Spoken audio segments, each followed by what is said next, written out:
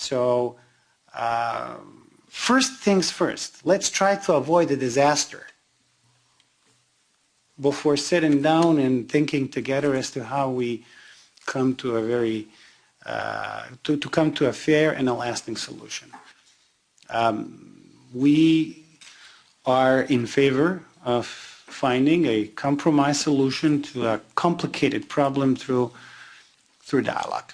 And this is not to deny the reality of this being a problem that needs to be resolved prior to significant steps in the context of European accession. Of course, that opposition has a plan for Kosovo.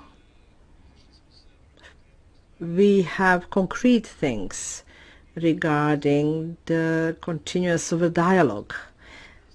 When I said we are pro-dialogue and continuance of dialogue, we mentioned a couple of times what needs to be done. Unfortunately, it is not that easy to find the things that we are talking about, because we are not present in the media as much, just as we said previously. Protection of rights of Serbs, be it property, right to property, or the physical safety, should be the topic in dialogues in Brussels. We should not talk about where will certain municipalities belong to, this side of the border or the other side of the border. The rights of our people living in Kosovo should be a priority in negotiations. The modalities of personal autonomies, etc. But that could be a separate issue.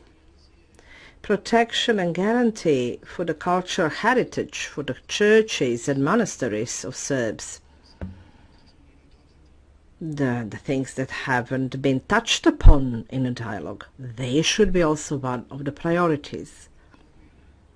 Property, state property, private property of the citizens, public property and private property, basically, should be a part of the negotiating dialogue.